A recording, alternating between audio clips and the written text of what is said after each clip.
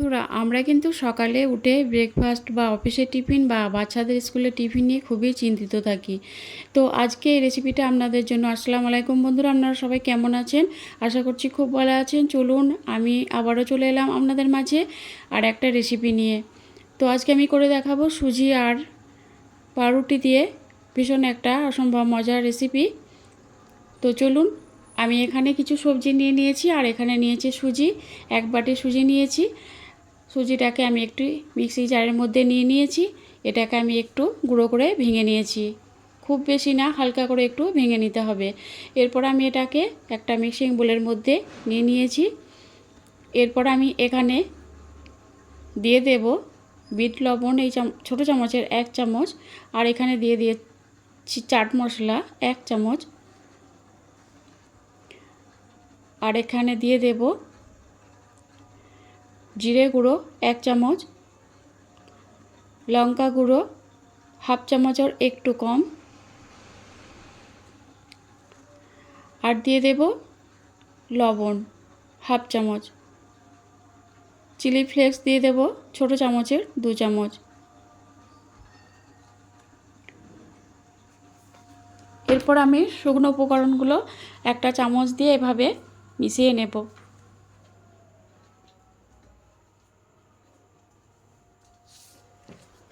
এরপর আমি এখানে দিয়ে দেব 2 টেবিল চামচ বেসন। বেসনটাকে দিয়ে আবারও খুব ভালো করে এর সঙ্গে নেড়েচেড়ে মিশিয়ে নেব। এরপর আমি এখানে নর্মাল পানি দিয়ে এটাকে মেখে নেব। পানিটা একবারে দিতে যাবেন না, অল্প অল্প করে দিয়ে এটাকে মেখে নিতে হবে। তো দেখুন, এটা আমার একটু শুকনো শুকনো মনে হচ্ছে, তার জন্য আমি আবারও এখানে আর 1 চামচ পানি দিয়ে দিলাম। আবারও ভালো করে এর সঙ্গে এটাকে মেখে নেব।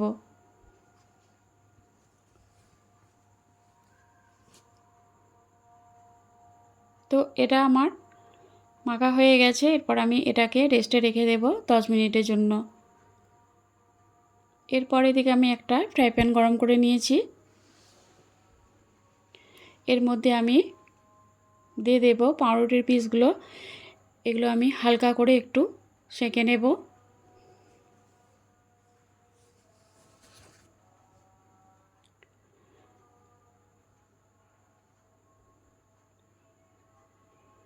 এপিট ওপিট করে আমি এগুলোকে একটু হালকা করে সেঁকে নিয়েছি।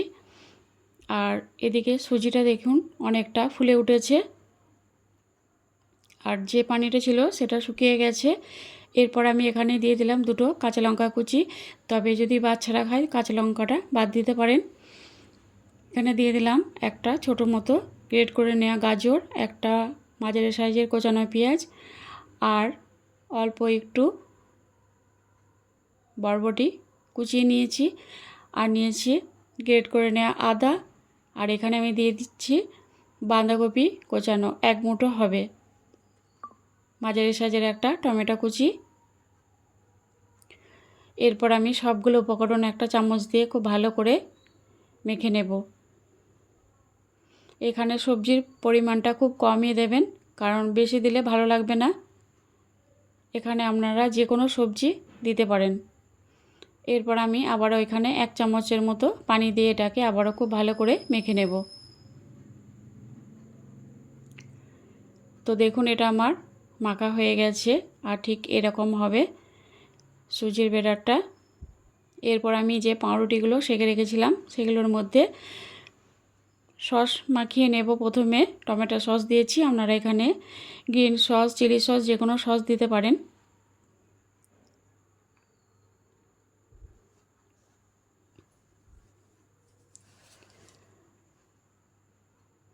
আমি পাউরুটির মধ্যে এরকমভাবে টমেটো সসটাকে ভালো করে মাখিয়ে দেব।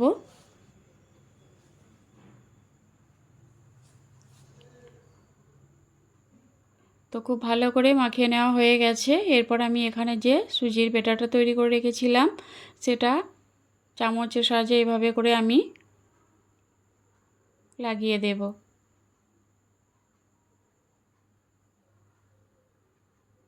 এভাবে করে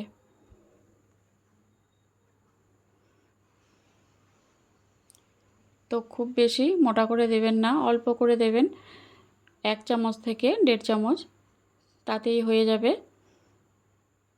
তো চারিদিকে এভাবে করে আমি লাগিয়ে নিলাম। তো এরপর আমি এখানে একটা ফ্রাই প্যান গরম করে নিয়েছি, আর এর মধ্যে আমি দিয়ে দেব ঘি। তবে আমি এখানে ঘি ব্যবহার করেছি, আপনারা চাইলে বাটার বা সাদা তেলেও ভাজতে পারেন। ঘিটাকে একটু আমি গলিয়ে নেব।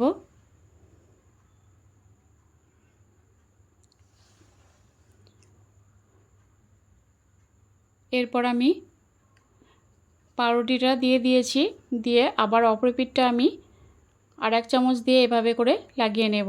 আর এদিকটা আমি সস দিইনি।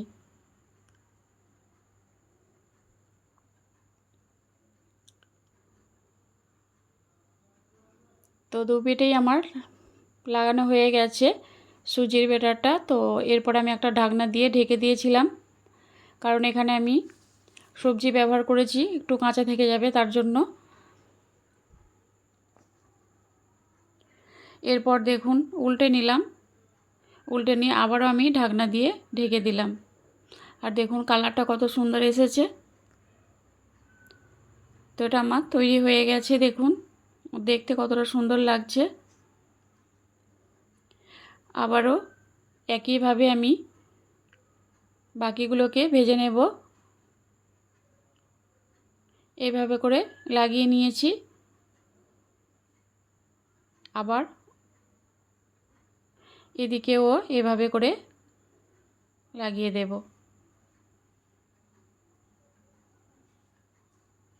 খুবই সহজভাবে এটা তৈরি হয়ে যাবে, আর খেতেও দুর্দান্ত লাগে। একবার হলেও আপনারা বাড়িতে এভাবে করে বানাবেন, আর বাচ্চাদের স্কুলে টিফিনে দিলে তারা তো খুবই মজা করে খাবে। তবে এদিকে খেয়াল রাখবেন ঝালটা, লঙ্কা, কাঁচা লঙ্কা যেটা দিয়েছি সেটা বাদ দিতে পারেন বাচ্চাদের জন্য বানালে। এভাবে করে আমি দু পিঠেই লাগিয়ে নিয়েছি। তো সবগুলো আমি এভাবে করেই রেডি করে নেব।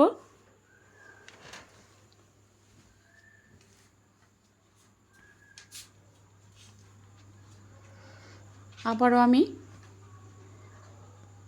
ঘি দিয়ে দিলাম।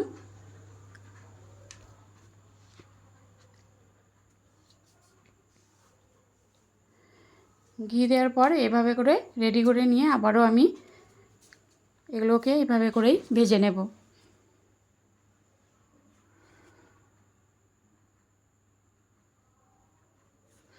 এপিট ওপিট করে ভাজা হয়ে গেছে আমার, দেখুন দেখতে কতটা সুন্দর লাগছে। তো সবগুলোকেই আমি এভাবে করে ভেজে নিয়েছি।